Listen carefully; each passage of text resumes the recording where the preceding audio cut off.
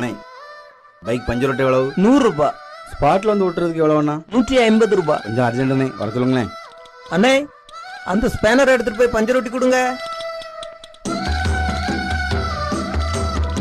வாங்க சார்.